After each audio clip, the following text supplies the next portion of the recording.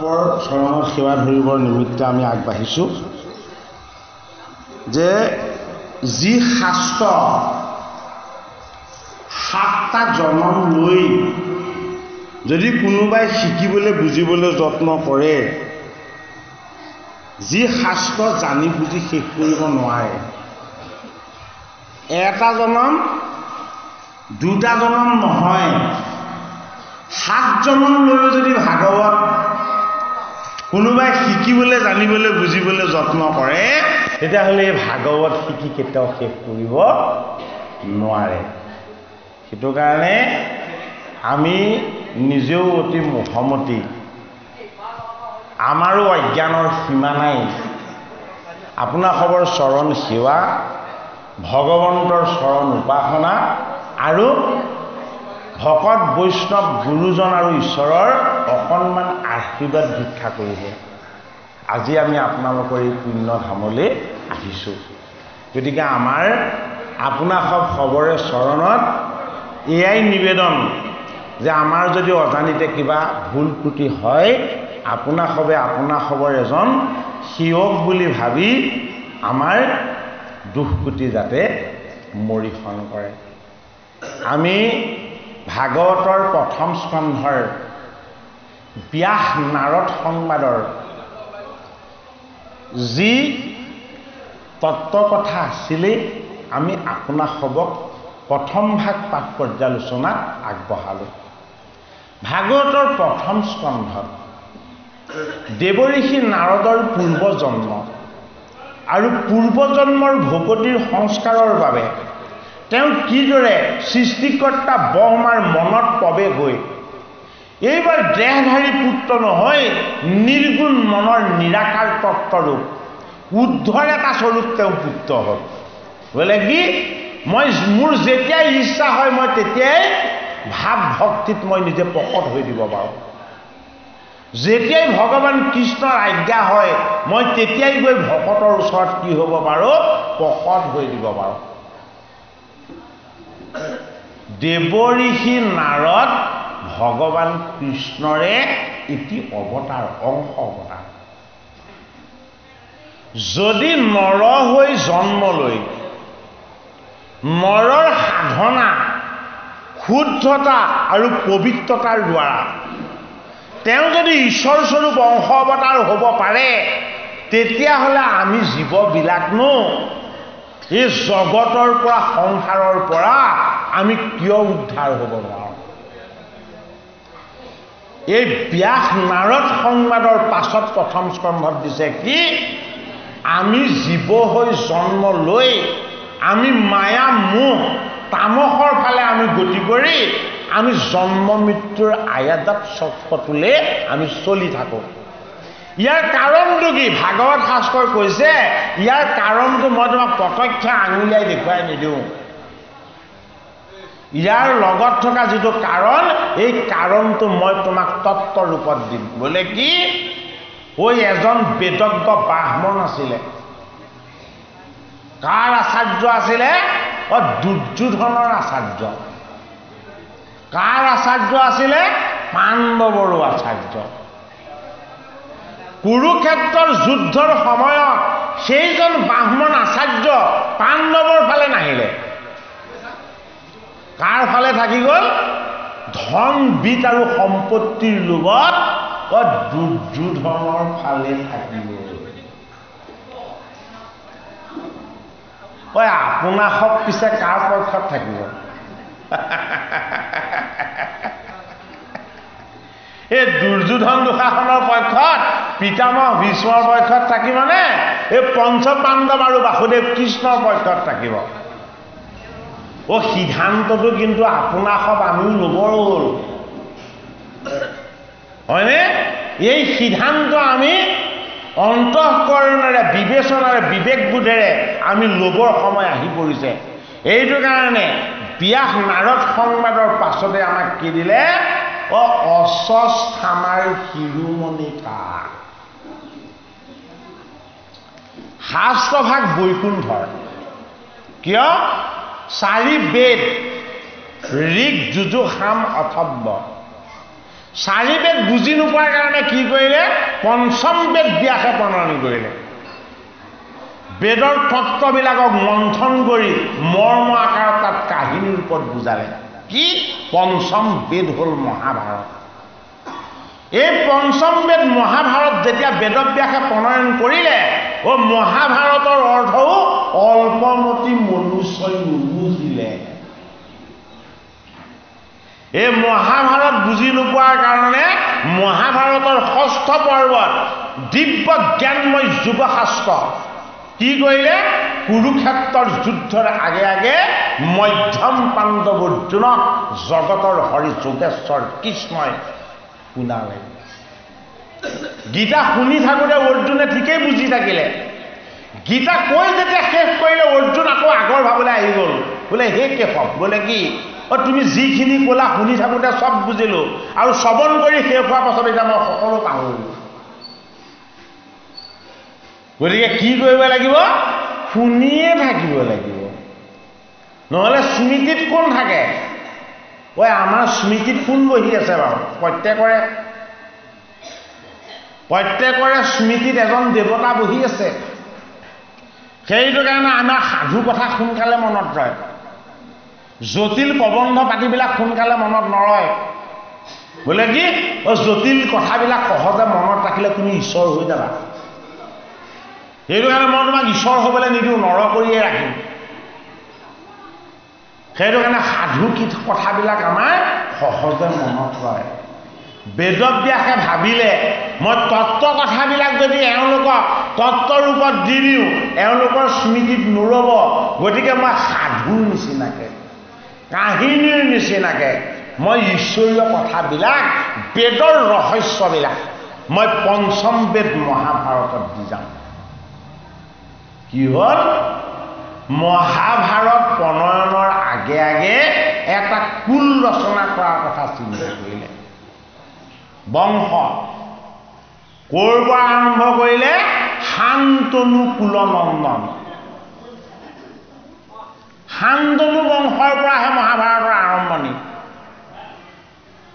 কিয়নো শান্তনু বংশৰ পৰা মহাভাৰত আৰম্ভ কৰা হ'ল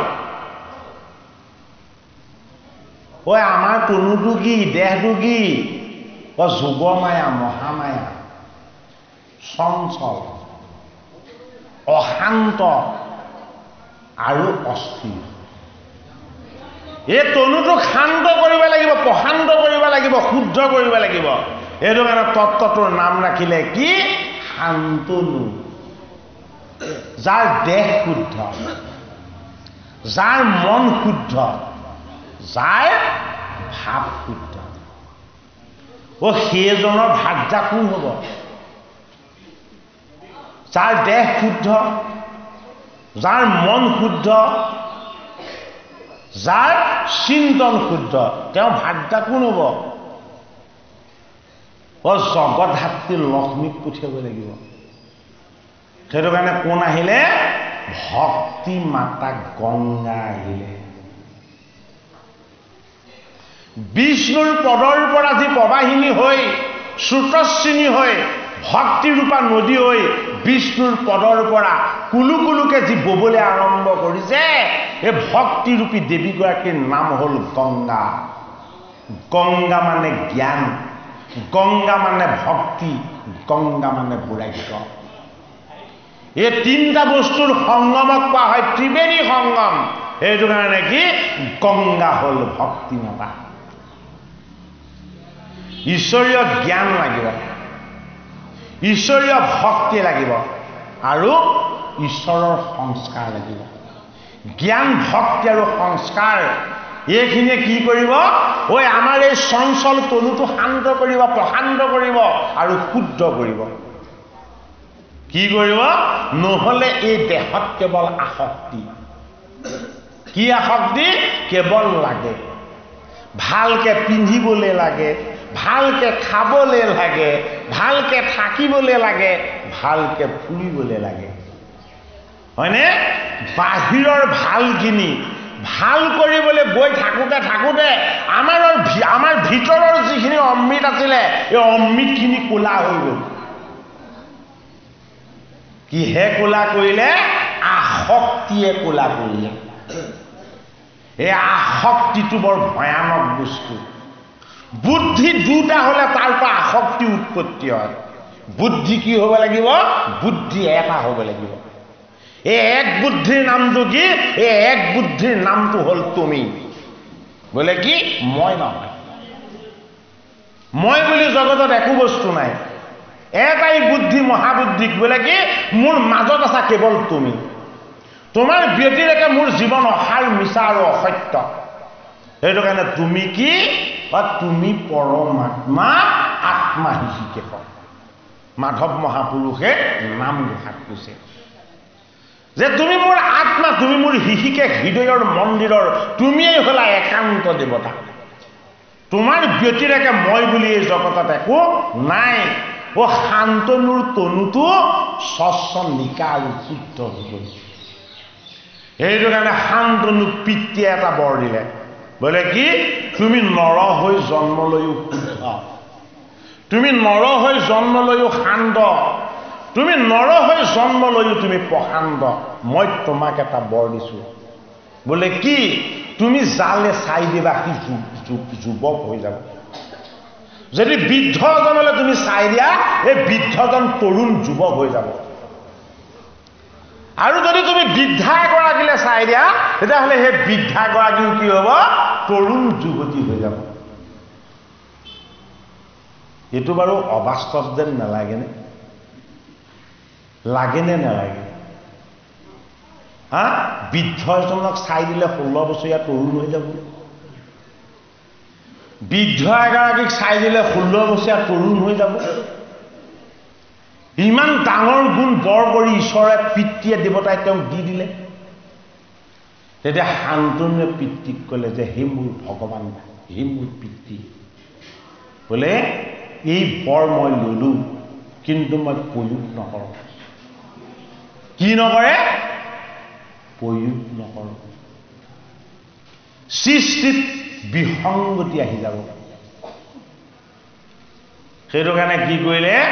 শান্তনুৱে সেই বৰটো প্ৰয়োগ নকৰিলে, কিন্তু এজনক দিলে। কাক দিলে? তেওঁৰ পুত্ৰ দেৱব্ৰতক। দেৱব্ৰতে শান্তনুৱে যেতিয়া শান্ত নহয়, প্ৰশান্ত নহয়, যেতিয়া মন মাৰি বহি থকা দেখিলে, তেতিয়া দেৱব্ৰতৰ মনত এটা প্ৰশ্ন গোট খালে যে মোৰ পিতৃয়ে কিয় মন মাৰি থাকে? এওঁতো আগতে সদায় আনন্দিত হৈ থাকে। কি অনুশোচনা কৰে? যে মই মোৰ ভাৰ্যা গংগাৰ ওচৰতনো কি দুখ লগালো? তেওঁ মোৰ পুত্ৰ আৰু মোক স্বামীক দুইজনকে এৰি গুচি গ'ল। 6টা পুত্ৰ তেওঁ নদীত উটাই দিলে, মই একো কোৱা নাছিলো। মানে 7 নম্বৰ পুত্ৰটো উটাবলৈ যাওঁতে মই বাধা কৰিম বুলি ভাবিছিলো, কিন্তু তেওঁ মোৰ মনৰ ভাৱ বুজি পাব পাৰে বুলি মই সেইবাৰো নকলো। 8ম পুত্ৰ হিচাপে মোৰ কোলালে এই সন্তানটো আহিছে, ইয়াকো যদি আকৌ নদীত নি উটাই দিয়ে, তেতিয়াহ'লে মোৰ বুলি জগতত চিন নাথাকিব। গতিকে গংগাৰূপী ভাৰ্যাক ক'লে, হে দেৱী, এই সন্তানটো তুমি আৰু নদীত উটাই দিব নালাগে দিয়া। বোলে কিয়? ই জগতৰ কুশলৰ কাৰণে, মংগলৰ কাৰণে থাকি যাওক। এতিয়া জগতৰ কুশল আৰু মংগলটো কেনেকে সাধন হ'ব? দেৱব্ৰতে কৰি দেখুৱালে। মই মোৰ কাৰণে যি নাথাকো, মই কাৰ কাৰণে যি থাকিম? মোৰ পিতৃক মোৰ মাতৃয়ে এৰি থৈ গৈছে, গতিকে মই মোৰ পিতৃৰ সুখ আৰু আনন্দৰ কাৰণে জীয়াই থাকিম। এই পিতৃয়ে মন মাৰি থকা দেখি ধীবৰ কন্যা সত্যৱতীক তেওঁ মাতৃৰূপত আনিবলৈ গ'ল।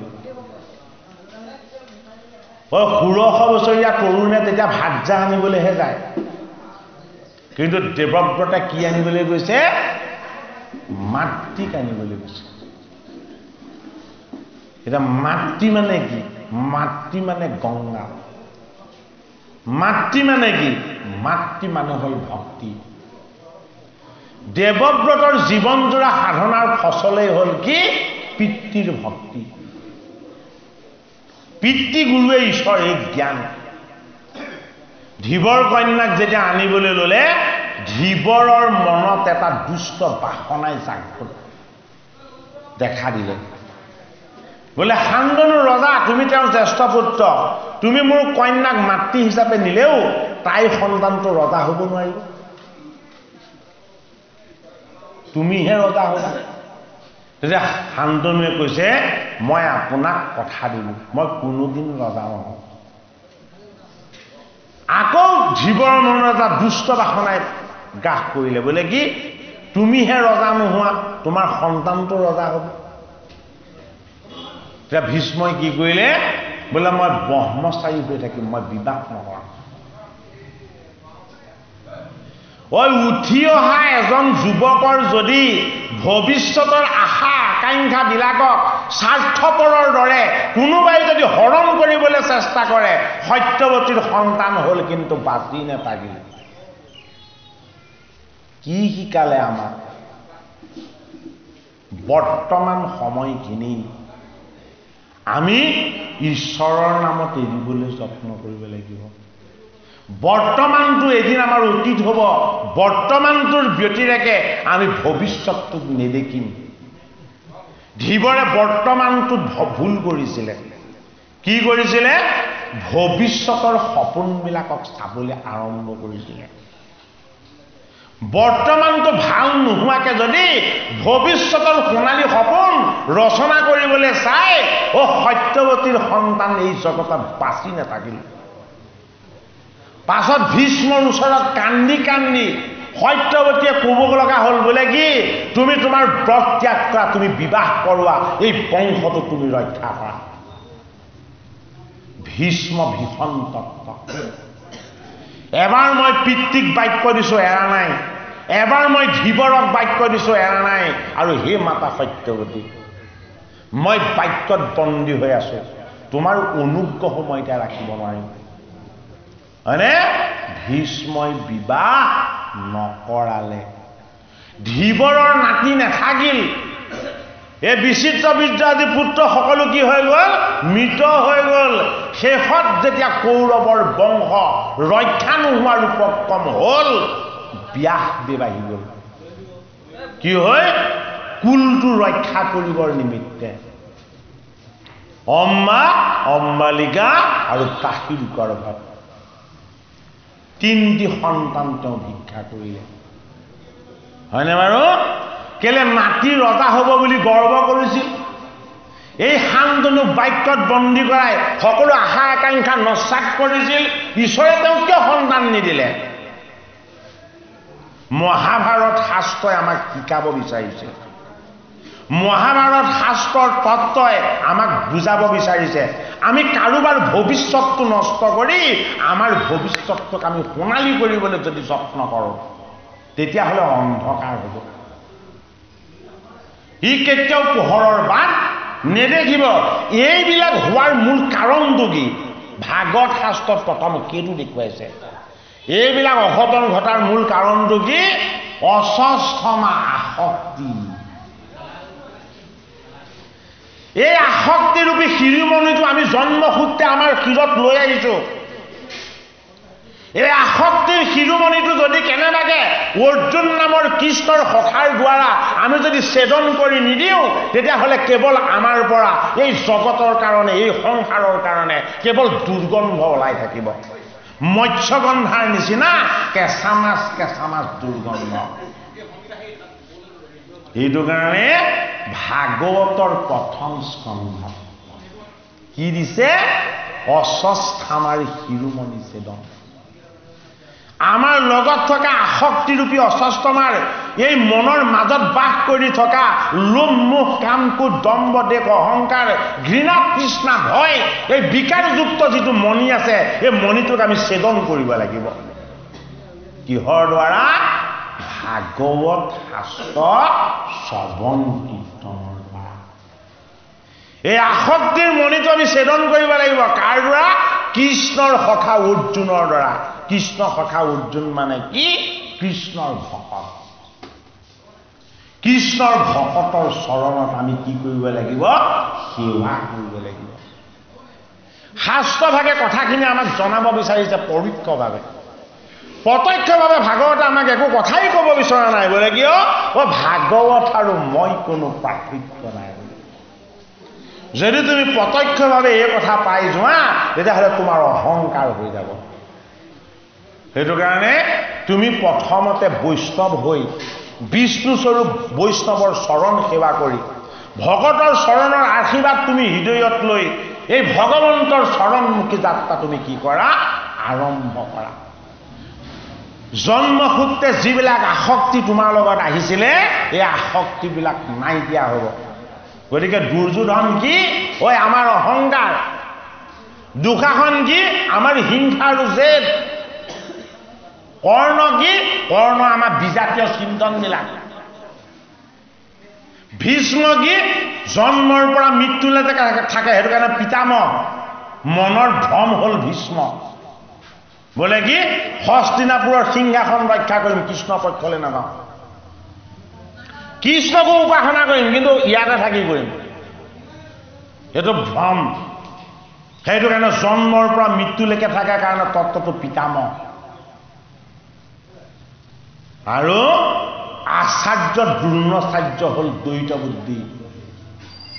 এই দ্বৈত বুদ্ধিৰ পৰা মনত আসক্তিয়ে বাহ লয়। এই আসক্তিয়ে হ'ল অস্বস্থামা, কৌৰৱ বংশৰ শেষৰজন সেনাপতি অবৈধ।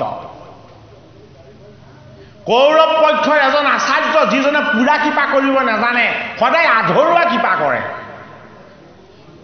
সদায় দুৰ্যোধনক ক'লে তোমাৰ জয় হ'ব, তোমাৰ জয় হ'ব, তোমাৰ জয় হ'ব, কিন্তু জয় নহ'ল।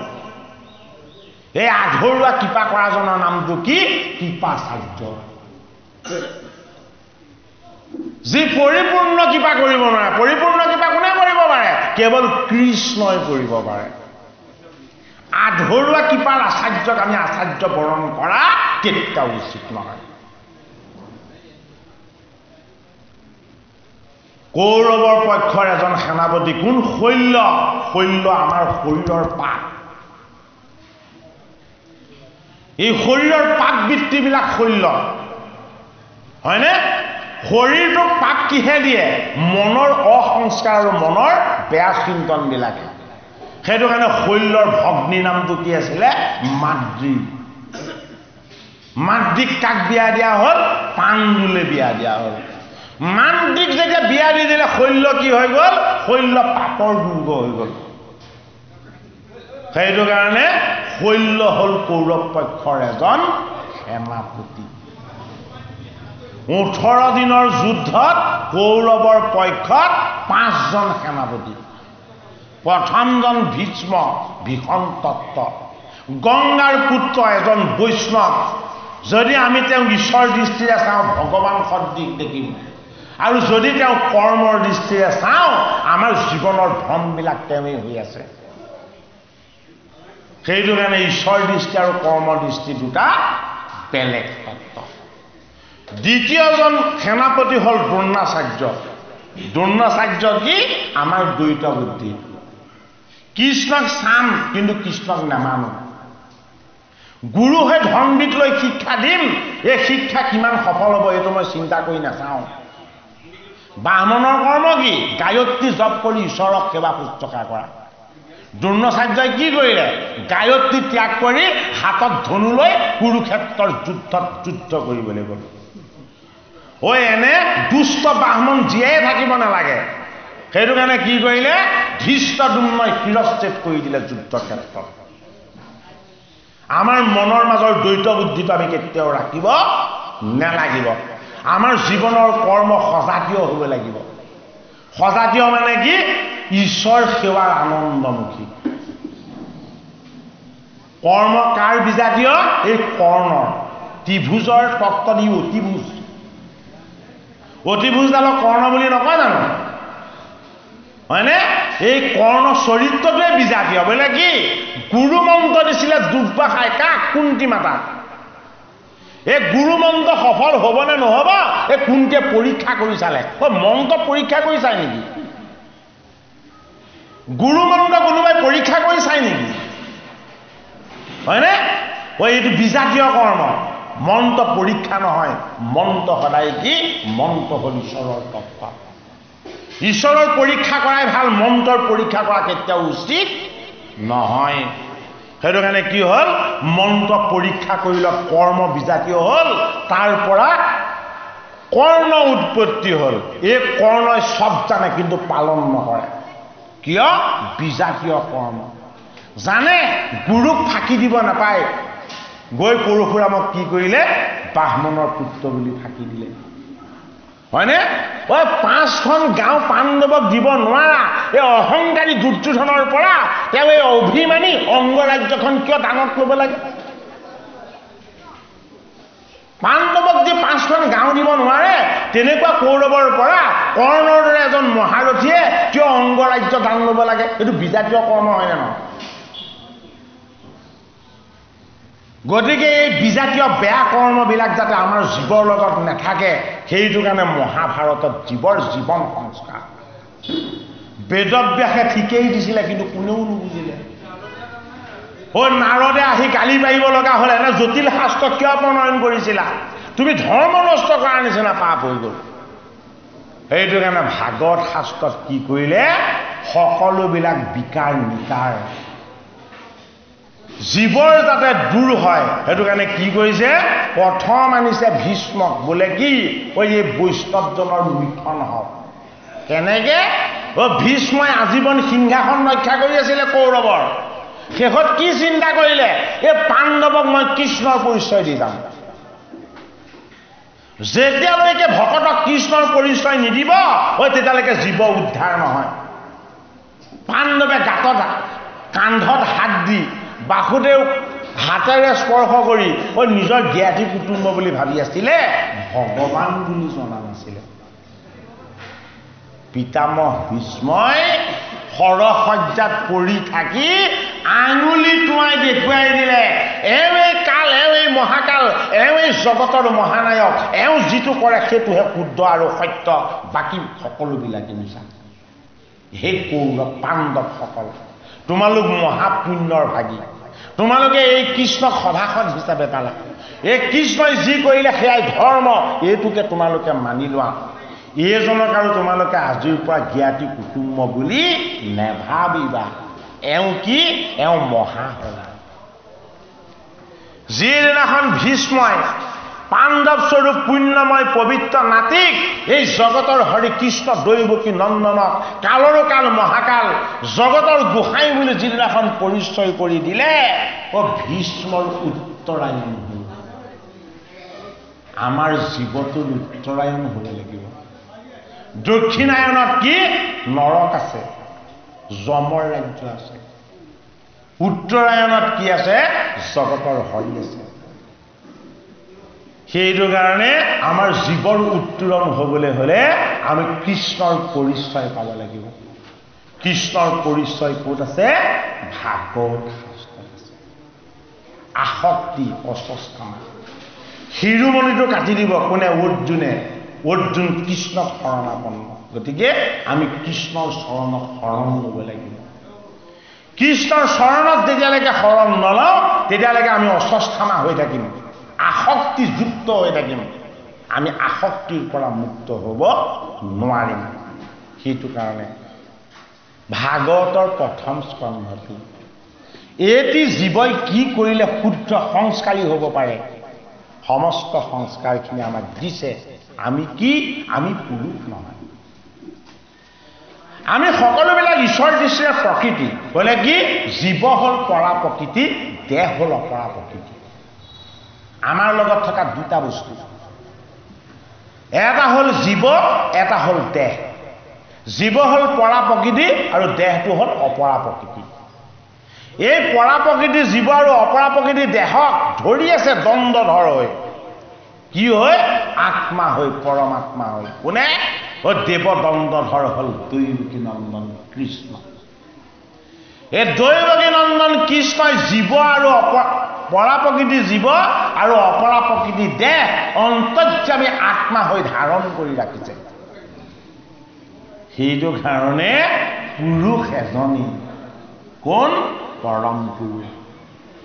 এই পৰম পুৰুষৰ অংশ আমি জীৱ, আমি পুৰুষ তত্ত্বহে, আমি পুৰুষ নহয়।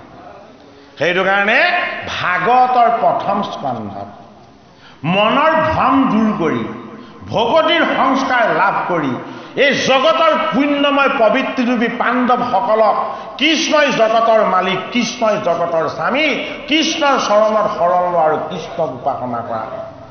ভীষ্মই যি কৈ থৈ গ'ল সেয়া আমি মানিব লাগিব। এইখিনি মনাৰ পাছত আমাৰ কি হ'ব লাগিব? শৰণৰ পাছত ভজন। ভজনটো আমাৰ নলয়। কিয় নলয়? বোলে টোপোলাটো গধুৰ, য'তে ত'তে খাব নোৱাৰি, যলৈ তলৈ যাব নোৱাৰি, যি যি কথা পাতিব নোৱাৰি। সেইটো কাৰণে কি কৰে? শৰণতেই সমাপ্ত কৰি থৈ দিয়ে। শৰণ যদি গভীৰ হ'বলৈ হয় ভজন ল'ব লাগিব, হয়নে বাৰু? আপুনি আগতে লেম্প চাকি জ্বলাই ঘৰটো পোহৰ কৰি ৰাখিছিলে, এতিয়ানো আপুনি ইলেক্ট্ৰিক বাল্ব কিয় জগাইছে? লেম্প চাকি পোহৰতে হ'লহেঁতেন দেখোন, হ'লহেঁতেন নে নাই? একেইটো পোহৰ। আৰে ইলেক্ট্ৰিকৰ বাল্বটো পোহৰটো বেছি উজ্জ্বল। সেইটো কাৰণে শৰণ যদি চাকি আৰু লেম্প, ভজনটো ইলেক্ট্ৰিকৰ লাইট কৰিব। নিজক বেছি পোহৰ কৰিবলৈ হ'লে কি কৰিব লাগিব?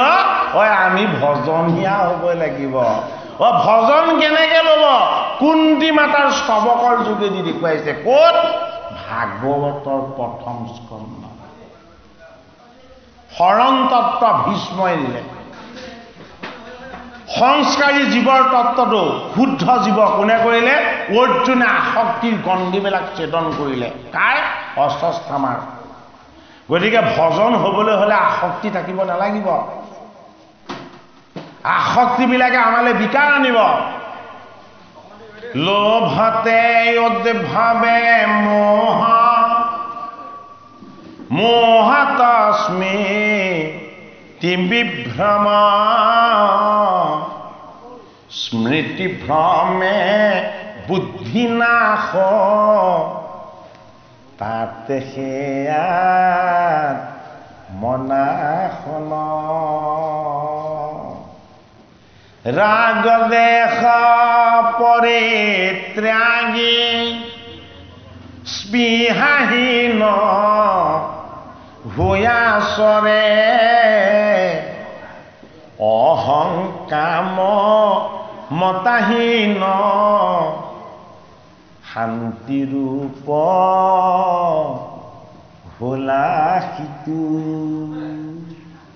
গীতাৰ দ্বিতীয় অধ্যায় সাংখ্য যুগ। প্ৰথম যুগ বিষাদ। বোলে কি? জন্ম হৈয়ে কান্দিবলৈ ৰ'ল।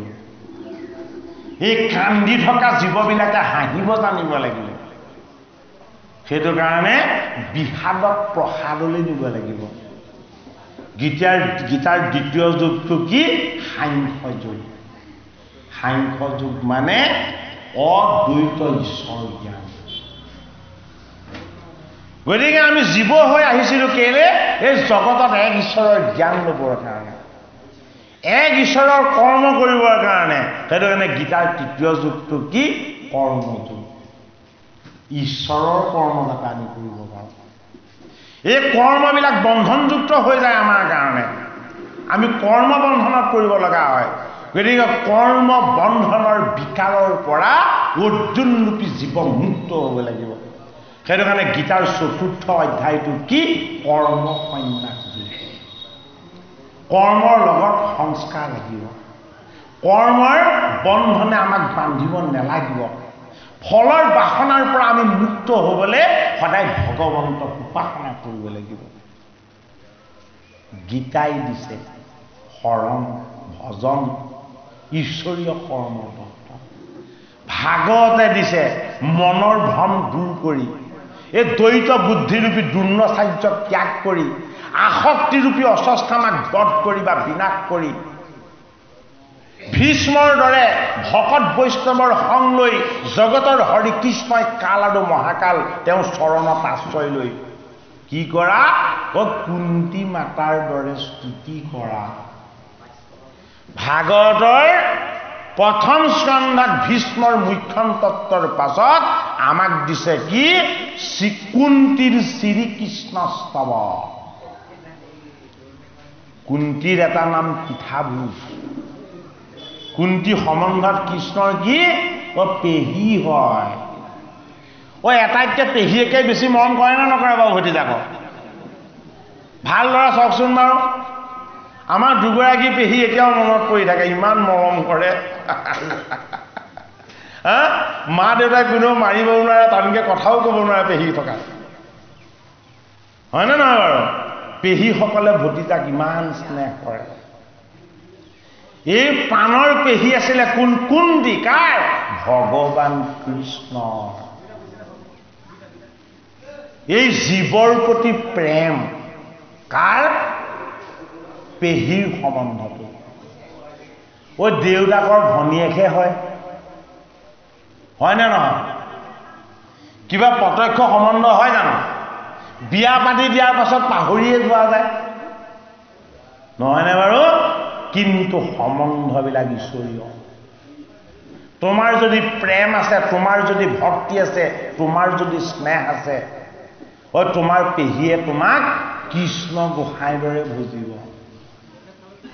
এইজন জগতৰ হৰি কৃষ্ণ এই কৃষ্ণক কুন্তীয়ে কি বুলি ভাবিছিল ভতিজা বুলি ভবা নাছিলে প্ৰাণৰ দেৱতা বুলি ভাবিছিল হৃদয়ৰ মন্দিৰৰ ঈশ্বৰ বুলি ভাবিছিলে কুন্তি মাতাই সদায় কামনা কৰিছিলে মোৰ এই পুত্ৰকেইটাৰ লগত সভাসদ হৈ হে জগতৰ হৰি হে কৃষ্ণ তুমি যাতে থাকা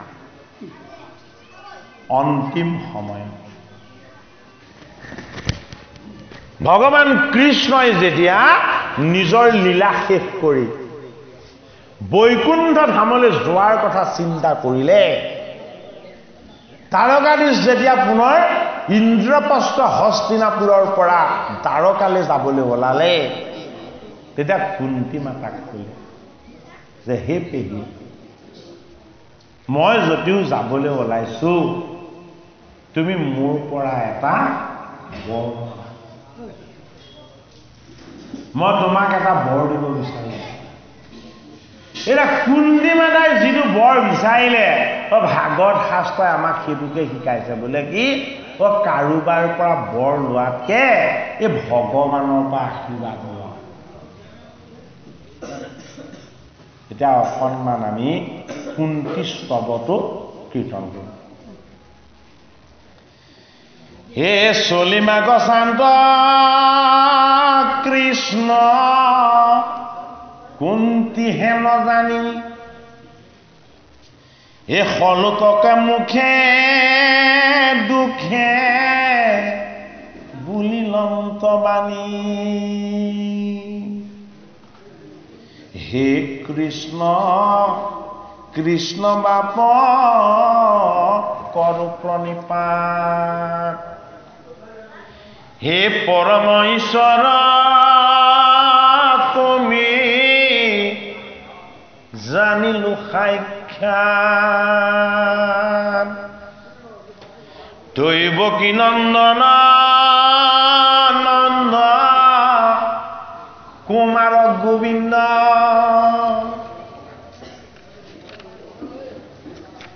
হে নমো নমো মুকুন্দ ৰণয় ৰবীন্দ এয়া ভজন কৃষ্ণৰ চৰণ বন্দনাটো কি ভজন কৃষ্ণই ভীষ্মই শৰণ তত্ত্বটো দেখালে ভাগৱতৰ প্ৰথম স্কন্ধত কুন্তীয়ে ভজন তত্ত্বটো দেখাইছে ভাগৱতৰ প্ৰথম স্কন্ধত এই শৰণ আৰু ভজন ভাগৱত শ্ৰৱণ কীৰ্তন কৰিলেহে সাধন হ'ব এনেই যন্ত্ৰব্ৰত শৰণ ভজন ল'লে নহ'ব এ নমো নমো মোকো হে নমো নাভি পংকজ পংকজ মালাধাৰ অ নমো নেত্ৰ পংকজ পংকজ পাৱজাৰ হে নমো ভকতৰ চিত্ত বৃত্তয়োধিষ্ঠাতা ও দুৰ্গতি তাৰক মোৰ তুমি পিতা মাতা অবিষব নিৰাক্ষৰ দুৰ্ঘোৰ বনমা ঐ আজি অশ্বত্থামাৰ অস্ত তহ যাও না হে নানা বিপদক পুত্ৰ হমে আশা ৰাখি হে শতকে শিশুক যেনে ও ঢাকি থাকে পাখি ও রাখিলে রাখি ও কেবলে রাখিলা মাত্র ও সিটো দৈব কি ক ও জানিলো তেহে স্নেহ মাতৃটো অধিক এহি আপদয়া আমাৰ অভিম তোমাক দেখিবে পাওঁ যিটো আপদ শ্ৰী ভৈলে ভুলে মন কৰে নানা কাম সম্পদত নপৰে লৈ বাকত বনাম জগতৰে আত্মায়ন্ত্ৰ জামি মহাহৰি নিজ ৰূপে আছা খাতয় বতৰি কেহু বোলে বংশ বিস্তাৰ ৰিভা যাদৱৰ কেহু বোলে কীৰ্তি বহাই বাহা পাণ্ডৱৰ কেহু বোলে ভূমি ভাৰ হৰিবাক প্ৰতি কই নানা হেতু যাৰ যেন লই মতি কাম্য কৰ্ম কৰি মৰে যতম্ৰহমতি ভৈলা হাবে কত তাক নিষ্ঠা জীবে প্ৰতি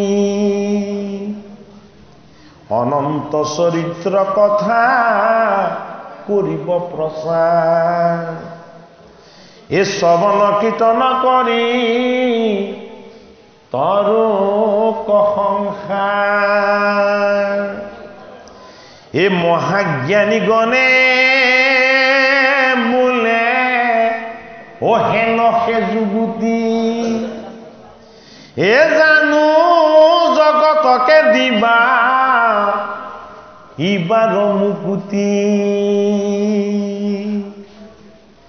ভৈলা হাবিদি তই আহি হয় আপুনি ঈশ্বৰে তোমাকে সে নজানি মতি নৰমৰে শুনৈ গাঁৱৈ স্মৰৈ যেতো তোমাৰ কথা ক আনে কৰে কীৰ্তন সংক্ষেপা সম্বাক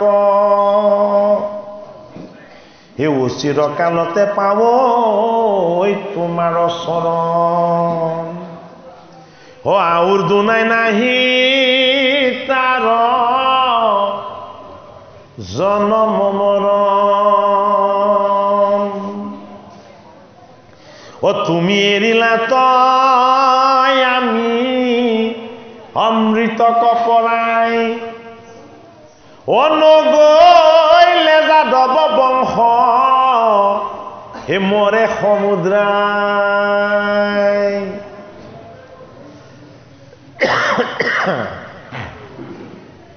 একো বুলি মাক মই নপাৰো সম্পত্তি যেন লাগে কৰা দেৱ গতিৰ গতি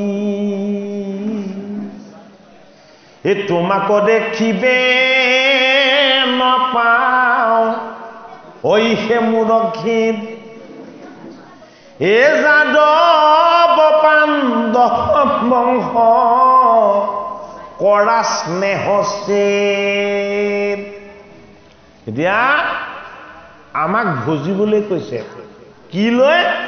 ভগৱান কৃষ্ণৰ চৰণত শৰণ লৈ। শৰণৰ তত্ত্বটো পিতামহ ভীষ্মই দেখাইছে ক'ত? ভাগৱতৰ প্ৰথম স্কন্ধত। ভজনৰ তত্ত্বটো কোনে দেখাইছে? কুন্তি মাতাই দেখাইছে। কাক ভজিব লাগিব? একদেৱ দৈৱকী নন্দন কৃষ্ণ। কেনেকে ভজিব লাগিব? এই কুন্তিৰ স্তৱকৰ যোগেদি আমি ভগৱান কৃষ্ণক ভজিব লাগিব।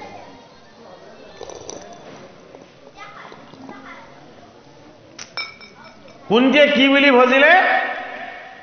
শ্ৰী কৃষ্ণায় বাসুদেৱায় দৈৱকী নন্দনায় চ নন্দ গোপ কুমাৰায়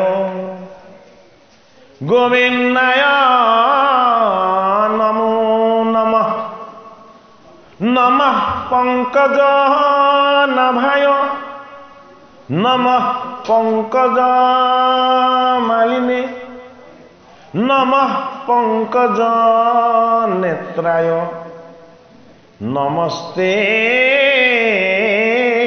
পংকজংঘ্নে বসুদেব সুতং কৃষ্ণং কংস সনুৰমৰ্দনম দৈবকী হৃদয়ানন্দং কৃষ্ণং বন্দে জগদ্গুৰু হৰি ৰাম ৰাম। এ ভগৱান কৃষ্ণৰ বোলে চকু দুটা পদুমৰ নিচিনা। দেখিছে নেকি কোনোবাই? ভগৱান কৃষ্ণৰ চৰণ দুখন বোলে পদুমৰ পাহি নিচিনা। কোনোবাই চুই চাইছে নেকি? ভগৱান কৃষ্ণৰ বোলে মুখখন পদ্ম সদৃশ। কোনোবাই পান কৰি পাইছে নেকি? হয়নে? কিয়নো গোটেইকেইটা বস্তুকে পদুমৰ লগত তুলনা কৰিলে? কিয়?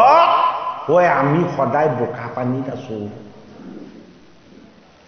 আমি জীৱবিলাক কিহত আছো? বোকা পানীত আছো। এই সংসাৰৰ বোকা পানী। এফালে মায়া এফালে মোহ। এই মায়া আৰু মোহৰ বিকাৰৰ পৰা উৎপত্তি হোৱা কাম, ক্ৰোধ, দম্ভ, দেহ, অহংকাৰ, এই মচিনটোক কোৱা হয় বোকা পানী বুলি। এই বোকা পানীবিলাক যদি আমি গাত বেছিকে সানি থাকো আমি ভালুক হৈ যাম। এই বোকা পানী বিলাককে যদি আমি জীৱনৰ সাৰ বুলি ভাবি লওঁ আমি বান্দৰ হৈ যাম। আৰু এই বোকা বালি বিলাকে আমাক একো কৰিব নেলাগে বুলি যদি আমি দম্ভালি মাৰি থাকো তেতিয়াহ'লে ৰাক্ষস হৈ যাম। হয়নে? মাধৱ মহাপুৰুষে নামঘোষাত ঘোষিছে। কি বুলি ঘোষিছে? এ ভালুক বানৰ এ ৰাক্ষস তৰিল এ ৰামক কৰি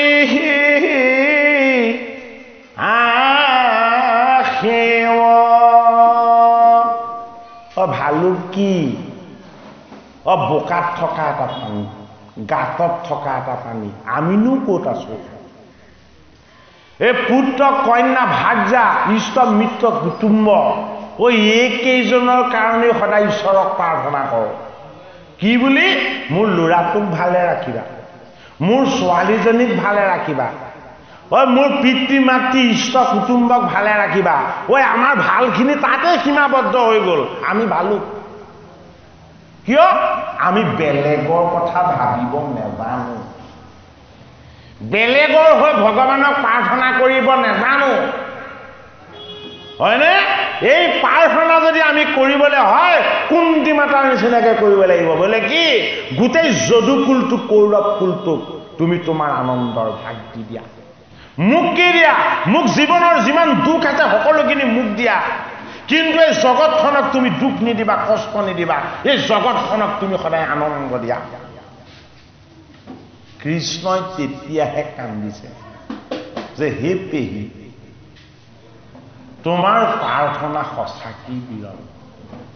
তুমি তোমাৰ কাৰণে দুখ বিচাৰিলা, কষ্ট বিচাৰিলা, মোক স্মৰণ কৰিব পাৰা যাতে, আৰু জগতৰ কাৰণে তুমি সুখ বিচাৰিলা, আনন্দ বিচাৰিলা। তোমাতকে শ্ৰেষ্ঠ কোন আছে মোৰ লগত?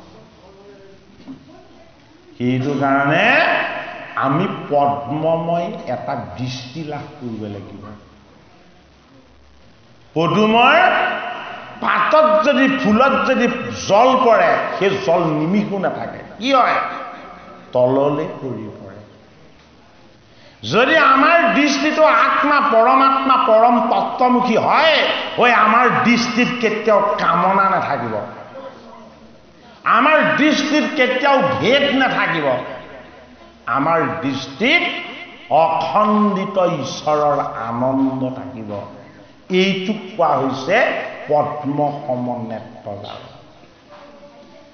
যাৰ দৃষ্টিত কামনা নাই, যাৰ দৃষ্টিত বাসনা নাই, যাৰ দৃষ্টিত মায়াৰ ভ্ৰম নাই, এই অনন্তমুখী ঈশ্বৰ দৃষ্টি, হে জগতৰ হৰি দৈৱকী নন্দন কৃষ্ণ, এয়া তোমাৰ।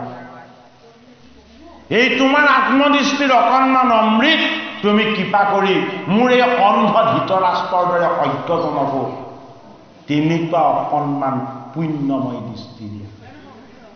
বোলে কিয়? মোৰ দুখন ভৰিৰে মই সদায় যাওঁ কলৈ? এটা ভৰিৰে মায়ালে, অন্যটো ভৰিৰে মোহলে। দুটা ভৰিৰে মই সদায় মায়া আৰু মোহৰ ফালে ধাৱমান হৈ আছো। এই ভৰি দুখন মায়া আৰু মোহৰ ফালে ধাৱমান হৈ ই কি হ'ল? ই বিশৃংখল হৈ গৈছে, ই বান্দৰৰ নিচিনা হৈ গৈছে। ই শৃংখলাবদ্ধতা হেৰুৱাই পেলাইছে। তোমাৰ চৰণ কি অৰুণ, তোমাৰ চৰণ কি পদ্ম সদৃশ, তোমাৰ চৰণ কি অত্যন্ত পবিত্ৰ আৰু সুন্দৰ। তুমি মোক কিয় তোমাৰ চৰণৰ ফালে নিয়া নাই? তুমি মোক কিয় তোমাৰ ভাৱনাৰ ফালে নিয়া নাই? তুমিনো মোক কিয় তোমাৰ উপাসনাৰ ফালে নিয়া নাই? সেইটো কাৰণে পদ্ম সম নাভিচাৰ প্ৰণাম। তোমাৰ নাভি কি? পদুমৰ পাহিৰ দৰে গভীৰ, অত্যন্ত ৰহস্যযুক্ত। এই জগতখন উৎপত্তি হৈছে তোমাৰ নাভি পদ্মৰ পৰা, সৃষ্টিকৰ্তা ব্ৰহ্মাৰ তত্ত্বৰে। গোটেই জগতখনকে তুমি পদ্মময় কৰি এপাহ পদুমৰ দৰে তুমি সদায় কি কৰিছা? বিষ্ণু ৰূপেৰে পালন কৰি ৰাখিছা। মোক কিয় তুমি বোকা, মোক কিয় তুমি গাঁতত, মোক তুমি কিয় বেয়া ঠাইবিলাকত ৰাখিছা? হে দৈৱকী নন্দন কৃষ্ণ, তুমি মোক তোমাৰ চৰণৰ অকণমান অমৃতত ঠাই দিয়া। সেইটো কাৰণে ভজন, এই জীৱটোৱে বুজিবলৈ অভ্যাস কৰিব লাগিব। কাক? বাসুদেৱ কৃষ্ণ। কৃষ্ণ কৃষ্ণ কৃষ্ণ বুলি পানৰ তৃষ্ণাৰে সৈতে মাতিব লাগিব আৰু ক'ব লাগিব যে হে ভগৱান কৃষ্ণ, মোৰ যিমানখিনি বিকাৰ আছে, যিমানখিনি বেয়া আছে, মোৰ যিমানখিনি পাপ আছে, তোমাৰ পুণ্যময় অমৃত দৃষ্টিৰে সৈতে সকলো ধুই ধুই তুমি মোক কি কৰা? নিকা কৰি দিয়া। এইজন ধৰ্মপুত্ৰ মোৰ নহয়, তোমাৰ সন্তান। এইজন ভীম মোৰ পুত্ৰ নহয়, তোমাৰ পালিত। এইজন অৰ্জুন মোৰ পুত্ৰ নহয়, তোমাৰ ভাতৃসম, তোমাৰ বান্ধৱ। এইজন নকুল আৰু সহদেৱক মই মোৰ পুত্ৰ বুলি নাভাবো। বোলে কি? তুমি প্ৰতিপালন কৰি আছা। মই ইহঁতৰ হিত কুশল আৰু মংগলৰ কাৰণে মোৰ কৰণীয় কৰ্তব্য কেৱল এটাই আছে। বোলে কি? চটক পক্ষীয়ে যিদৰে তাৰ পোৱালী কেইটাক ৰাখিবৰ কাৰণে তাৰ দুখন পাখিক সদায় ব্যৱহাৰ কৰে, তুমিও বিষ লাডু, যতুক গৃহ, হিংসা, দেশ, অহংকাৰ, বনবাসৰ দৰে এই বেয়া অৱস্থাৰ পৰা মোৰ পুত্ৰকেইটাক তুমি সেই চটকপক্ষে ৰখাৰ নিচিনাকে তোমাৰ কৰোণাময় ছায়াত সদায় ৰাখিলা। ইয়াতকৈ মোক আৰু ডাঙৰ ফল কি লাগে? পাণ্ডৱৰ ওচৰলৈ ইমান বিপদ আহিল, ইমান বাধা আহিল, ইমান বিঘিনি আহিল, 5খন গাঁৱতো দূৰে কথা, বেজীৰ আগত অহা মাটিকণৰ ভাগো পাণ্ডৱে নাপায়। এই পাণ্ডৱক তুমি ইন্দ্ৰপ্ৰস্থ আৰু হস্তিনাপুৰ 2খন ৰাজ্যৰ মালিক কৰি দিলা। ইয়াৰ পাছত আৰু মই তোমাৰ পৰা বৰ ভিক্ষা কৰাৰ মোৰ কিবা প্ৰয়োজন আছে? এয়া কুন্তি মাতাৰ হৃদয়ৰ অনুভৱ। গতিকে আমাক ঈশ্বৰে জীৱন দিছে। কি জীৱন? মানৱ জীৱন। আমাক ঈশ্বৰে মস্তিষ্ক দিছে, স্মৃতি দিছে, বোলে কি ঈশ্বৰক ভাবিবৰ কাৰণে, বুজিবৰ কাৰণে। আমাক ঈশ্বৰে 2খন কৰ্মত হাত দিছে, বোলে কি ঈশ্বৰৰ চৰণ সেৱা আৰু উপাসনা কৰিবৰ কাৰণে। আমাক ঈশ্বৰে 2খন পদ্ম সদৃশ ভৰি দিছে, বোলে কিয়? তোমাৰ তীৰ্থত গৈ যাতে তোমাৰ চৰণ সেৱা কৰিব পাৰে। ইমানখিনি সম্পত্তি ভগৱন্ত প্ৰভুৱে আমাক দিয়াৰ পাছতো আমি যদি অস্থায়ী ধন সম্পদ, ঐশ্বৰ্য বিভূতি, এই জড় বস্তুবিলাকৰ পাছত যদি আমি তেওঁক লগাই থওঁ, হয় আমি দুৰ্যোধন দুঃশাসন হ'ব লাগিবনে নালাগে? ভাগৱত শাস্ত্ৰত ৰসময় ভকতিৰ ঈশ্বৰ তত্বৰ কথা আমাক কৈছে। কিয়? আমি যাতে ভগৱন্তক একান্তভাৱে কায় বাক্য মন এক কৰি যাতে আমি ভগৱন্তক বুজি পাওঁ। হে ৰাম,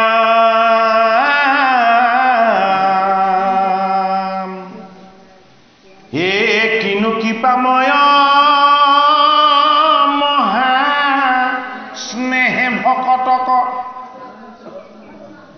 হে এতে কবুলন্তে প্ৰেম জৰিল লুতক।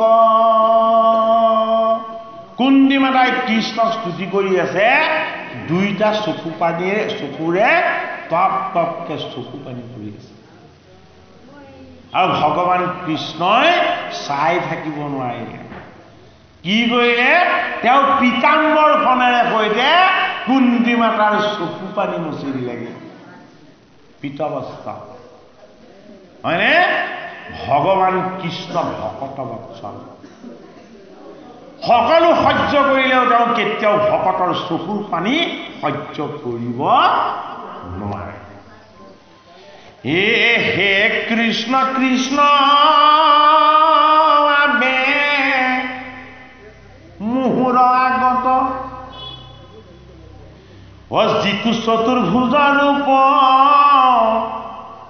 কৰিছা বেকত। কৃষ্ণই 2খন হাতেৰে প্ৰকৃতস্থ হৈ আছিলে। যেতিয়া কুন্তি মাতাই স্তুতি আৰম্ভ কৰি দিলে, 2 হস্তৰ পৰা ভগৱান কৃষ্ণ আনন্দময় চতুৰ্ভুজ ৰূপলৈ গতি কৰিলে। ভগৱান কৃষ্ণৰ হাতত শংখ চক্ৰ গদা পদ্ম বিৰাজ কৰি আনন্দ ৰূপত ভগৱান কৃষ্ণই গোটেই জগতকেই যেন পোহৰ কৰি তুলিছে। তেতিয়া কুন্তি মাতাই কৈছে, মই তোমাক স্তুতি কৰিছিলো, কিন্তু তোমাৰ এই আনন্দ ৰূপ মই দৰ্শন কৰিব বিচৰা নাছিলো। তুমি মোক তোমাৰ আকৌ চতুৰ্ভুজ ৰূপ দৰ্শন দিলা। হে ৰাম, অৰুণ চৰণ চাৰু সুপ্ৰসন্ন মুখ, হে পাখৰিলো শৰবে দনা যত দূৰ। এই ৰূপ কাৰ ওচৰত? পিতামহ ভীষ্মৰ ওচৰত। ভীষ্মৰ মুখ্যনৰ সময়ত, এই মুখ্য উৎসৱ পতাৰ সময়ত ভগৱান কৃষ্ণই ভীষ্মক আকৌ চতুৰ্ভুজ ৰূপত দেখা দি দিলে। কিয়? ভীষ্ম বৈষ্ণৱ। বৈষ্ণৱে বিষ্ণুৰ ৰূপটো অন্তিম সময়ত দৰ্শন পালে মুখ্য আনন্দ। সেইটো কাৰণে সৰসজ্জাত শুই থাকিয়েই ভীষ্মই কি কৰিছে? মনেৰে সৈতে কৃষ্ণৰ চৰণ ধুৱাইছে, ভাৱেৰে সৈতে। কাৰণ তেওঁ সৰসজ্জাৰ পৰা উঠিব নোৱাৰে। আৰু ভাৱেৰে সৈতে যেতিয়াই কৃষ্ণৰ চৰণ ধুৱাইছে ভীষ্মই দেখিছে কৃষ্ণৰ চৰণ দুখন জলেৰে তিতি গৈছে আচৰিত হয়নে নহয় বাৰু ভাৱনাৰ জলেৰেহে ধুৱাব বিচাৰিছিলে ভাৱনাৰ জলেৰে কৃষ্ণৰ চৰণ স্পৰ্শ কৰোঁতেই পিতামহ ভীষ্মই দেখিছে ভীষ্মৰ চৰণ সিক্ত হৈ গৈছে কিহেৰে তেওঁ চৰণ ধুৱাইছো বুলি ভবাৰ লগে লগে ভীষ্মই মনেৰি ভাবিছে বোলে কি এই কৃষ্ণৰ যি মই চৰণ ভক্তিৰ গংগাৰে ধুৱালো এই কৃষ্ণৰ চৰণৰ অসন্মান জল মই মোৰ শিৰত লওঁ যেতিয়াই তেওঁ শিৰত তেওঁ জল ল'ম বুলি ভাবিছে তেওঁ শিৰৰ পৰা টুপ টুপকে পানী পৰিছে এইটো কাৰণে আমি যন্ত্ৰবৎ ঈশ্বৰ সেৱা কৰিলে নহ'ব ভাৱৰ গভীৰতাৰে মনৰ সংস্কাৰেৰে হয়নে ঈশ্বৰীয় ভক্তিৰ অন্তৰংগ অনুৰাগেৰে আৰু ঈশ্বৰক ৰসময় ভকতি প্ৰেমেৰে আমি কি কৰিব লাগিব পিতামহ ভীষ্মই শৰসজ্জাত শুই থাকোঁতেই কৃষ্ণৰ চৰণৰ আগত দীপ জ্বলাম বুলি ভাবিছে দীপ জ্বলি পোহৰ হৈ গৈছে ধূপ দীপ জ্বলাম বুলি ভাবিছিলে ধূপ দীপ জ্বলি সমস্তখিনি সুগন্ধিত হৈ গৈছে বোলে কিয় তোমাৰ ভাৱনাতহে সকলো প্ৰকাশ তুমি হাতেৰে কৰি দেখুৱাটো সকলো প্ৰকাশ নহয় সেইটো কাৰণে আমি শৰণ ভজনৰ তত্ত্বৰে ভাবিব লাগিব কেনেকে ভাবিব লাগিব ভাবি ভাবি ভজিব লাগিব কাক ভজিব লাগিব অন্তহীন আনন্দ যিজনৰ লগত আছে অন্তহীন আনন্দ যাৰ লগত আছে ও সেইজন ভগৱন্ত অন্তহীন আনন্দৰ মালিক কি ভাবেৰে ভীষ্মৰ দৰে কুন্তীৰ দৰে পৰম ভক্তি ভাবে ভক্তিৰ অবিহনে কি সকলো মিছা সেইটো কাৰণে মাধৱ মহাপুৰুষে নামঘোষাৰ অন্তত দিছে কি এ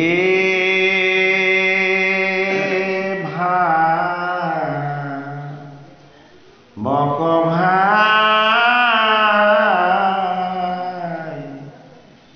ভজ ভগৱন্ত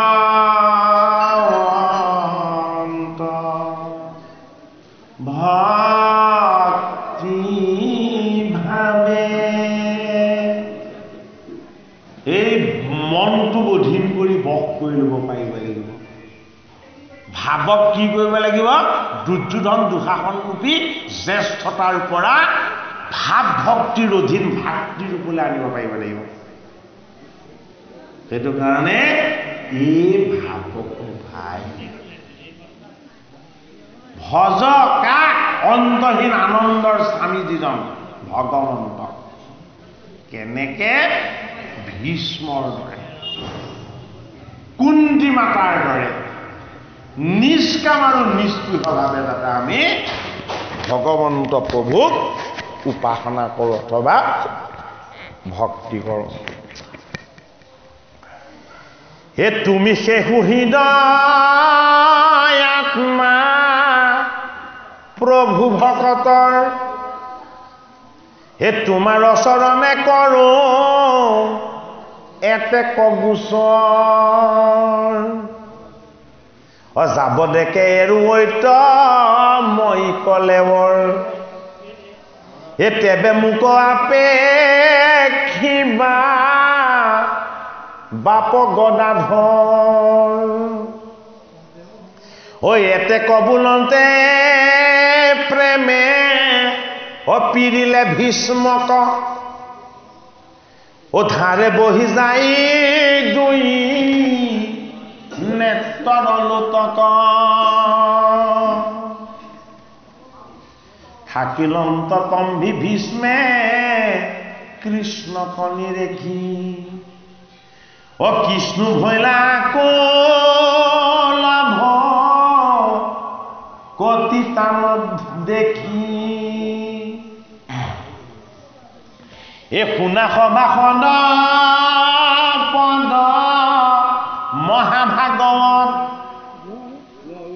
অহিদয়ত বিচাৰি ক থাৰ লৈবা তত্ত্ব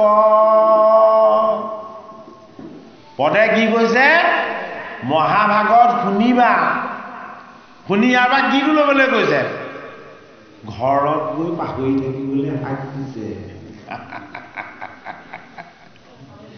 আমি ভকতীয়া সাজযোৰ খুলি দিয়াৰ লগে লগে ইয়াৰ পৰা যিকেইটা কথা কৈছিল কাপোৰৰ লগতে গোটেইকেইটা কল খাই গুচি যায়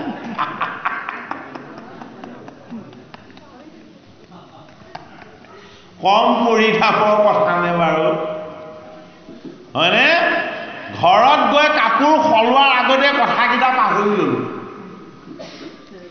হয়নে ঈশ্বৰক ইয়াতে ক'ব লাগিব মই সাজ যিমান নসলালেও তুমিয়ে মোৰ আত্মা তুমিয়ে মোৰ মালিক তুমিয়ে মোৰ প্ৰেম আৰু তুমিয়ে মোৰ ভগৱতী মই যাতে তোমাৰ চৰণ কেতিয়াও খন্তেক সময়ৰ কাৰণে নেপাহৰো ভগৱানক পাহৰিলে কি হয় জানেই নহয় অকণমান সময় পাহৰিছিলে হাতত ধনু দিলে পিঠিত তোন দিলে ৰথত উঠাই লৈ গ'ল কলৈ মৃগয়া কৰিবলৈ পৰীক্ষিত যদি কৃষ্ণক পাহৰিলে পৰীক্ষিতৰ দ্বাৰা এই পাণ্ডৱৰ নাতিৰ যদি এনে অধৰ্ম আৰু অন্যায় হৈ যায় আমি কলিৰ প্ৰজা মোহমতী মগ্নমতী আমি কৃষ্ণক পাহৰিলে কিমান ডাঙৰ ঘটনা ঘটাই দিব হয়নে বাৰু সেইটো কাৰণে জনমে মৰণে যাতে আমি কৃষ্ণক কেতিয়াও নেপাহৰো কৃষ্ণ হল প্ৰেম কৃষ্ণ হল ভক্তি কৃষ্ণ হল ভগৱান স্বৰূপ ঈশ্বৰীয় আনন্দ এই কৃষ্ণক যদি কেনেবাকৈ আমাৰ স্মৰণ নহয় সেয়াই হল দুখ সেয়াই হল যান্ত্ৰণা সেয়াই হল কষ্ট সেহি সেদিনক ভাই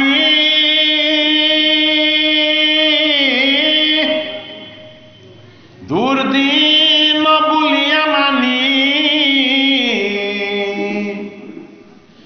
মেঘাচ্ছন্ন নহয় দুৰ্দিন কৃষ্ণ কথা অমৃতৰ হাম্য কলা পৰশ যিটো দিন হুৱবি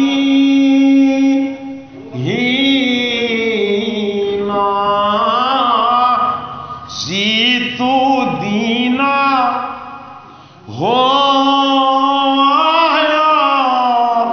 বিহীন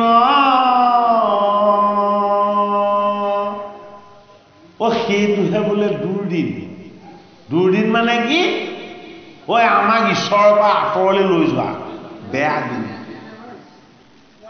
বোলে সেই দিনটো কি বোলে তোমাৰ মন আকাশখন মেঘেৰে আৱৰি থাকিব কিহৰ মেঘেৰে পাপৰ মেঘেৰে সেহিহে দিনক ভাই দুৰ্দিন বুলিয়া মানি মেঘাচ্ছন্ন নহয় দুৰ্দিন বোলে কি যিদিনাখন কৃষ্ণৰ কথাৰ অমৃত অকণমান ৰস তুমি পান কৰিবলৈ নাপালা কোনে নাপাইছিলে পৰীক্ষিতে নাপাইছিলে এদিন নাপাইছিলে কৃষ্ণক পাহৰিছিলে হাতত কৰ্ম আৰু বৃত্তিৰ ধনু লৈছিলে পিঠিত লোভ মোহ দম্ভ দেহ অহংকাৰৰ তোনত কি লৈছিলে শৰবিলাক লৈছিলে হয়নে এই পাঁচটা ইন্দ্ৰিয়ৰ কৰ্মমুখী ঘোঁৰাকেইটাই টনা এই ৰথখনত তেওঁ উঠি ধাৱমান হৈছিলে কলৈ সংসাৰ বনলৈ কেৱল মিছা আৰু মিছাৰ পাছত দৌৰিছিলে এই মিছাবিলাকে মৃগ আছিলে হৰিৰ মায়া আছিলে এই হৰিৰ মৃগৰূপী মায়াৰ পাছত পাছত পৰীক্ষিতে দিনটো দৌৰিলে একটা মৃগও চিকাৰ কৰিব নোৱাৰিলে কিয় কৃষ্ণক পাহৰিলে মায়া মৃগ খেদি খেদি পাণ্ডৱৰ নাতি পৰীক্ষিতে কৃষ্ণক পাহৰি ঋষিকো চিনি নোপোৱা হ'ল মুনিকো চিনি নোপোৱা হ'ল নিজকো চিনি নোপোৱা হ'ল কি কৰিলে ঋষিৰ ডিঙিত মৰা সাপ মেলিয়াই দিলে ধৰ্মৰ প্ৰথম পদ হ'ল তপ কি ভগৱানৰ নাম ভগৱানৰ গুণ ভগৱানৰ যশ কলিত এয়াই ধৰ্মৰ দ্বিতীয় পদ হ'ল শুচিতা শুদ্ধতা যদি এই তপ নকৰে আমি অশুচি হ'ম অপবিত্ৰ হ'ম সেইটো কাৰণে আমাক নামেহে শুদ্ধ কৰিব ভকতৰ চৰণ সেৱাইহে শুদ্ধ কৰিব গুৰুৰ উপাসনাইহে আমাক শুদ্ধ কৰিব ভাগৱত শাস্ত্ৰ আৰু কৃষ্ণ কথা এয়াইহে আমাক শুদ্ধ কৰিব ধৰ্মৰ দ্বিতীয় পদ শুচিতা ভাগৱত কথা শ্ৰৱণ কীৰ্তন নকৰিলে ধৰ্মৰ দ্বিতীয় পদটো আমাৰ ৰক্ষা নহ'ব ধৰ্মৰ তৃতীয় পদটো হ'ল দয়াদান যে ঈশ্বৰৰ কথা শুনা নাই ভগৱানৰ কথা চিন্তা কৰা নাই এই জীৱক ঈশ্বৰৰ অংশ বুলি চোৱা নাই তাৰ লগত দয়া আৰু দান নাথাকে কি হ'ব ক্ৰোধ থাকিব অহংকাৰ থাকিব আৰু জেদ থাকিব এইটো চিংগিমণি ক'ত আছে আমাৰ ভিতৰত বহি আছে ক্ৰোধ হয় অহংকাৰ হয় দয়াৰ ভাৱটো লোপ পায় আৰু ক্ষমাৰ ভাৱটো লোপ পায় কি কৰিলে ভকতকে অভিশাপ দি দিলে কাক পাণ্ডৱৰ নাতি যি মূৰ্খই মোৰ পিতৃৰ শুদ্ধ দেহত এই অপবিত্ৰ মৰা সাপ মেলিয়াইছিলে তাক 7 দিনৰ ভিতৰতে তক্ষকনাকে দংশন কৰি মৃত্যু দিব ধৰ্মৰ তৃতীয় পদ দয়াদান কোনে ভংগ কৰিলে ঋষিৰ পুত্ৰই ভংগ কৰিলে হয়নে তৃতীয় পদটো হ'ল সত্য সত্য ভগৱান কৃষ্ণ সত্য এই ভাগৱত শাস্ত্ৰ সত্য কেৱল ঈশ্বৰ আৰু ভগৱানৰ নাম সেইটো কাৰণে কলিত ভাগৱত শাস্ত্ৰ শ্ৰৱণ কীৰ্তন আৰু এই শাস্ত্ৰৰ আশীৰ্বাদৰ ভাগ যদি আমি ল'ব পাৰোঁ জগত মিছা সংসাৰ মিছা সকলো মিছা কিন্তু সত্যৰূপী ঈশ্বৰ কৃষ্ণৰ আমি চৰণ পাব পাৰিম সেইটো কাৰণে ধৰ্মৰ তৃতীয় পদ সত্যটো যদি ৰক্ষা হ'বলৈ হয় কি কৰিব লাগিব তপ ভগৱানৰ নাম ভগৱানৰ গুণ ভগৱানৰ যশ ধৰ্মৰ প্ৰথম পদ দ্বিতীয় পদ শুচিতা এই নাম ল'লে নাম গালে নাম শ্ৰৱণ কীৰ্তন কৰিলে আমাৰ কায় বাক্য মন শুদ্ধ হ'ব ধৰ্মৰ তৃতীয় পদ দয়াদান ভকতৰ চৰণ সেৱা কৰিলে গুৰুৰ চৰণ সেৱা কৰিলে গোবিন্দৰ চৰণ উপাসনা কৰিলে আমাৰ কাম ক্ৰোধ অহংকাৰ যেবিলাক আঁতৰ হ'ব আমাৰ হৃদয়খন নিৰ্মল হ'ব এই ভাৱটোৰ নাম হ'ল দয়া আৰু দান এই দয়া আৰু দান যদি কেনেবাকৈ আমাৰ যোগেদি স্পৰ্শ হৈ যায় সত্য হ'ল কৃষ্ণ সত্য হ'ল ঈশ্বৰ সত্য হ'ল ভগৱানৰ নাম সত্য হ'ল এই ভাগৱত এই ভাগৱত শাস্ত্ৰ শ্ৰৱণ কীৰ্তন কৰি যি আনন্দৰ ভাগ পোৱা যায় এই আনন্দই হ'ল কৃষ্ণ সেইটো কাৰণে কৃষ্ণ মানে আনন্দ হে ৰাম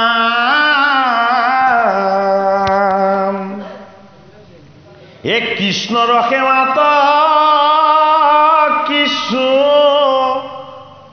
নাহিকে ভাগৰ এ নাম মাত্ৰ লৈলে তৰি সংসাৰ সাগৰ কৃষ্ণে মোৰ বন্ধু কৃষ্ণ প্রহিত নিশ্চয় হে কৃষ্ণকে সে পাইলে মাত্র নাহি ভয়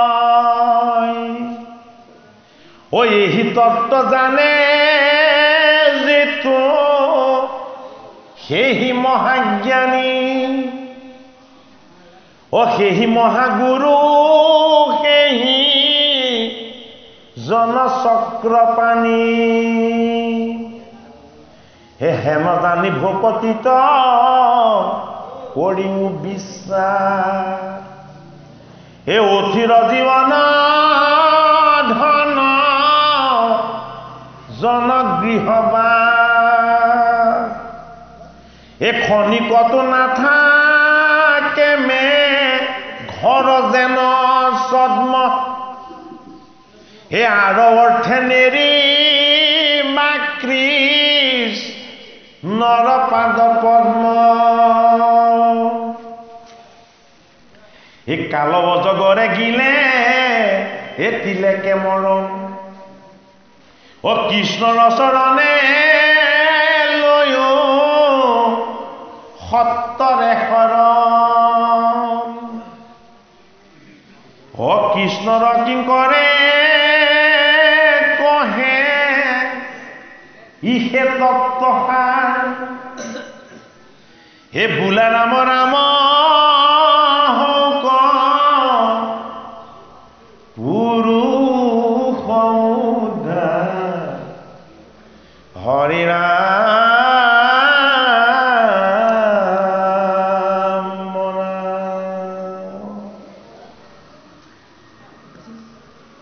ভগৱান কৃষ্ণৰ ভকতিটো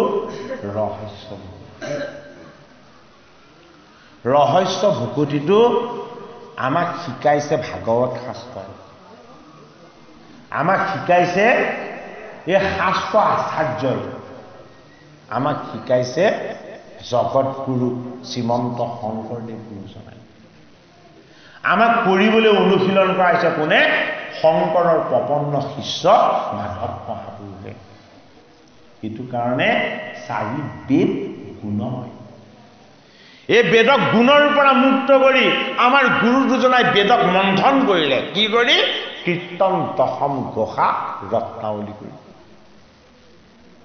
এই চাৰি শাস্ত্ৰ নিৰ্গুণ সেইটো কাৰণে শংকৰৰ মূৰ্তি কীৰ্তন ঘোষা মাধৱৰ মূৰ্তি নাম ঘোষা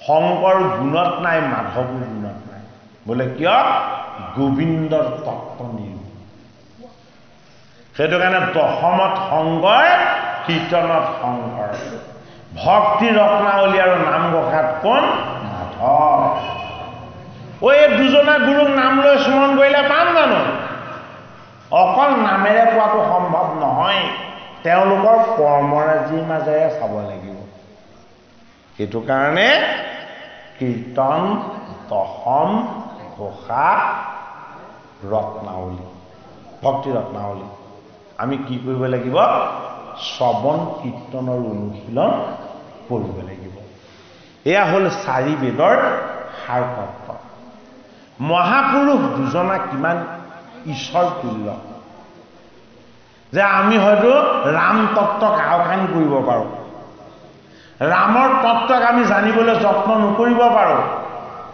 এইটো কাৰণে মাধৱ কণ্ডলীয়ে 5টা কাণ্ড কৰিলে 2টা কাণ্ড থাকি গ'ল কৰিবলৈ হয়নে আদি কাণ্ডটো ক'লে মাধৱ তুমি কৰা আৰু গুৰুজনাই কি কৰিছে উত্তৰা কাণ্ডটো নিজেই কৰিম হয়নে গতিকে আদি কাণ্ড আৰু উত্তৰা কাণ্ড কোনে কৰিছে শংকৰ আৰু মাধৱ মহাপুৰুষ দুজনাই কৰিছে কিয় কৰিছে ঐ আমি যাতে ৰামায়ণ শাস্ত্ৰভাগ পঢ়ি ৰাম তত্ত্বৰ ঈশ্বৰীয় আনন্দখিনিৰ ভাগ আমি যাতে ল'বলৈ যত্ন কৰোঁ কিন্তু আমাৰ এতিয়া ৰামায়ণ পাঠ পৰ্যালোচনা হোৱাৰ কথা আমি শুনিবলৈকে নাপাওঁ ও ৰামায়ণ অধ্যয়ন নকৰিলে ৰামক জানিব জানো নেজানে হয়নে বাৰু ও কৃষ্ণৰ মাতৃ দুগৰাকী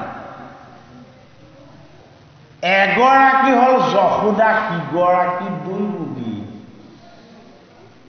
ও ৰামৰ মাতৃ কেইগৰাকী ৰামৰ মাতৃ তিনিগৰাকী, এগৰাকী কৌশল্যা, এগৰাকী কৈকেয়ী, সিগৰাকী সুমিত্ৰা। কিয়নো দুগৰাকী আৰু তিনিগৰাকী মাতৃ ঈশ্বৰে লৈ দেখুৱাইছে? ভগৱান ৰামে কৈছে যিসকল মমতাময়ী, যিসকল জ্ঞানময়ী আৰু যিসকল ভক্তিময় কৰ্মময়ী, এইসকল মোৰ মাতৃ। সেইটো কাৰণে জ্ঞানৰ দেৱী হ'ল কোন? কৌশল্যা। কৌশল্যা মানে আত্মজ্ঞান। কৈকেয়ী, কৈকেয়ী মানে নিষ্কাম কৰ্ম। নিষ্কাম কৰ্ম ৰামৰ মাতৃয়েহে কৰিব জানে। সুমিত্ৰা, সুমিত্ৰা মানে সেৱা আৰু সমৰ্পণ। হয়নে? ৰাম তত্ত্ব বুজিবলৈ দিছে আমাক। তিনিগৰাকী ভাৰ্যা, কিন্তু স্বামী এজন। স্বামী কোন? দশৰথ। এই 10টা ইন্দ্ৰিয় এখন ৰথৰ নিচিনাকে আমাৰ মনটোক সদায় টানি আছে। কলৈ টানি আছে? 3টা বৃত্তিলে, এটা জ্ঞান, এটা কৰ্ম, এটা সেৱা। এই সকলোবিলাকৰ লক্ষ্য আৰু উদ্দেশ্য কি? বেদৰ সাৰটোক যাতে আমি পাব পাৰোঁ। হয়নে? বেদৰ সাৰ কি? বেদৰ সাৰ হ'ল ৰাম। সেইটো কাৰণে ৰাম আমাৰ আত্মা।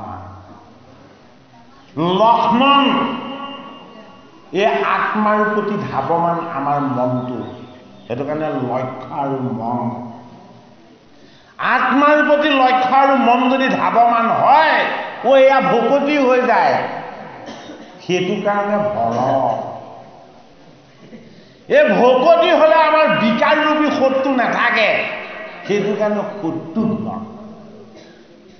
ৰাম তত্ত্ব ৰামায়ণত, হয়নে? সেইটো কাৰণে ৰামৰ গুৰু দুজন। কোন কোন? এজন ব্ৰহ্ম ঋষি বশিষ্ঠ আৰু এজন ৰাজ ঋষি বিশ্বামিত্ৰ। বিশ্বৰ অমৃতখিনিক যি যজ্ঞৰ যোগেদি মন্থন কৰে, সেইজন বিশ্বামিত্ৰ। প্ৰাণৰ তত্ত্বত প্ৰতিষ্ঠা হৈ জীৱৰ যি জীৱৰ ধৰ্ম, দেহৰ যি ধৰ্ম, এইবিলাকক যি বশ কৰি ৰাম তত্ত্বক যি প্ৰত্যক্ষ কৰাই দিব পাৰে, সেইজন হ'ল বশিষ্ঠ। সেইটো কাৰণে বশিষ্ঠৰ ভাৰ্যা হ'ল কোন? অৰুন্ধতী। কাৰ কন্যা? কৰ্দম ঋষিৰ কন্যা, দেৱাহুতিৰ কন্যা। মানৱ যদি পিতৃপুৰুষ মনুৰ নাতি। এই বশিষ্ঠ ক'ৰ পৰা উৎপত্তি হৈছিলে? ব্ৰহ্মাৰ প্ৰাণৰ পৰা। ব্ৰহ্মাৰ প্ৰাণৰ তত্ত্বৰ পৰা এজন ঋষিৰ জন্ম হৈছিলে। এই ঋষিজন হ'ল বশিষ্ঠ। এই বশিষ্ঠ হ'ল ৰামচন্দ্ৰৰ গুৰু। ৰাম মানে পৰমাত্মা। পৰমাত্মাৰ তত্ত্বই হ'ল কি? প্ৰাণ।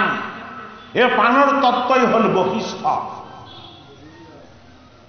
সেইটো কাৰণে দশইন্দ্ৰক বশ কৰিবলৈ হলে পীতাম্বৰৰ চৰণ সেৱা কৰিব লাগিব। পীতাম্বৰ হ'ল প্ৰাণৰ তত্ত্ব। সেইটো কাৰণে মাধৱ মহাপুৰুষে আমাক কি বুলি কৈছে? প্ৰাণ প্ৰভু পীতাম্বৰ তুমি দূৰ কৰি আছা মায়া, তোমাৰ নিকটে নাহি মায়া। অকণমান ৰাম তত্ত্বও ক'ব লাগিব। যিহেতু মহাপুৰুষীয়া নামঘৰত ভাগৱত পাঠ পৰ্যালোচনা এইবাৰ প্ৰথম হৈছে,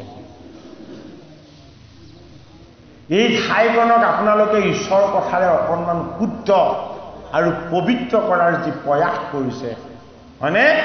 এই প্ৰয়াস যাতে অখণ্ডিত হয়। ৰামায়ণত ভগৱান ৰামচন্দ্ৰৰ ঈশ্বৰ তত্ত্ব প্ৰত্যক্ষ কৰোৱা হৈছে। বোলে কি? মই ৰাম সংসাৰী নহয়। ৰাম কি? ৰাম বনবাসী। সেইটো কাৰণে ৰাম কি তপস্বী, ৰাম কি মৰ্যাদা পুৰুষ, হয়নে? এই দেহটোৰ মৰ্যাদা আছেনে? নাই। এই জীৱটোৰ কিবা মৰ্যাদা আছেনে? নাই। মৰ্যাদা কাৰ? আত্মাৰ আছে। আত্মমৰ্যাদা বুলি কোৱা হয়। কিয় আত্মাৰ মৰ্যাদা আছে? কোনোদিন পৰিৱৰ্তন নহয়, কোনোদিন ক্ৰোধিত নহয়, কোনোদিন অভিমানিত নহয়, কোনোদিন খণ্ডিত নহয়, সচ্চিদানন্দ ৰূপেণ আত্মা। সেইটো কাৰণে আত্মমৰ্যাদা আমি ৰক্ষা কৰি চলিবলৈ যদি যত্ন কৰোঁ, ৰাম তত্ত্বৰ লগত আমি এক হ'ব পাৰিব লাগিব। সেইটো কাৰণে ৰাম গুণত নাই, ৰাম নিৰ্গুণ নিৰাকাৰ। ৰামক গুণৰ তত্ত্বৰে বান্ধিব নোৱাৰে। সেইটো কাৰণে ৰাম বনবাসী, হয়নে? ৰামক এনে মাতিলে নাপাব, তপোময় সাধনা কৰিও ৰামক পাব নোৱাৰে। সেইটো কাৰণে ৰাম হ'ল তপস্বী। সেইটো কাৰণে ৰামৰ চৰণ সেৱা কৰিবলৈ আমি যত্ন কৰিব লাগিব। ৰামৰ চৰণ দি সেৱা কৰে সেয়া বান্দৰ। ৰামক যি ঈশ্বৰ বুলি ভাবিও যুদ্ধ কৰিবলৈ সেয়া ৰাক্ষস, হয়নে? ৰাম ইমান সুন্দৰ, কিন্তু আমি কি? আমি বিশৃংখল। আত্মা ইমান সুন্দৰ, পৰমাত্মা ইমান সুন্দৰ, আমি পৰমাত্মাৰে অংশ। আমাৰ লগত ইমান ভাজ আছে, ইমান মিছা আছে, ইমান মিঠা আছে, ইমান ভণ্ডামি আছে। এইবিলাক বিশৃংখল হয় নে নহয়?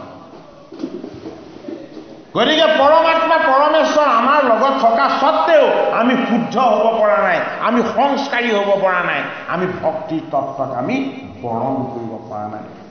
সেইটো কাৰণে ৰাম কথা, ৰামায়ণত যি আছে আমি শ্ৰৱণ কীৰ্তন কৰিব লাগিব। আদি কাণ্ড মাধৱ মহাপুৰুষে কৰিছে, উত্তৰা কাণ্ড শংকৰ গুৰুজনাই কৰিছে, বাকী কিষ্কিন্ধ্যা কাণ্ড, বালি কাণ্ড, এই 5টা কাণ্ড কোনে কৰিছে? মাধৱ কন্দলীয়ে কৰিছে।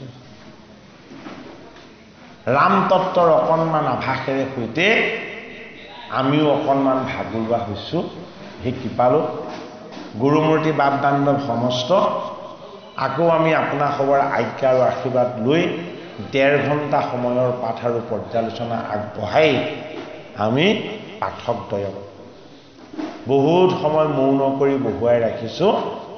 পাঠকদ্বয়ে পুনৰ আকৌ পাঠ আৰম্ভ কৰক।